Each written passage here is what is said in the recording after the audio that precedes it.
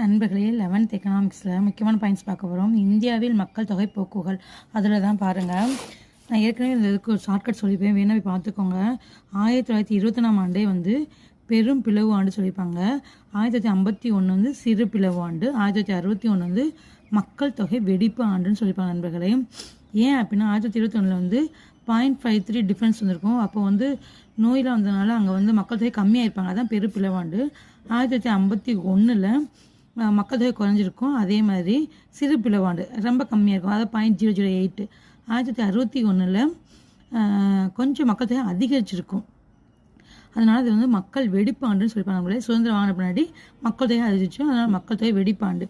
பாருங்கள், இதில் முக்கியமான ஒரு 3 பாயிண்ட்ஸ் இருக்குது, 4 பாயிண்ட்ஸ் இருக்குது. ஓகேங்களா. கடந்த 100 ஆண்டுகளில் சீனாவுக்கு அடுத்தபடியாக இப்போ வந்து இந்தியா வந்து முதல் இடத்துல இருக்கிற நண்பர்களே.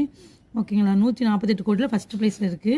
புவிப்பரப்பில் 2.4 பரப்பளவும் வருவாயில் 1.2% வரியை பெற்றுள்ள இந்தியா உலக மக்கள் தொகையில் 17.5 தன்னகத்தை கொண்டுள்ளது.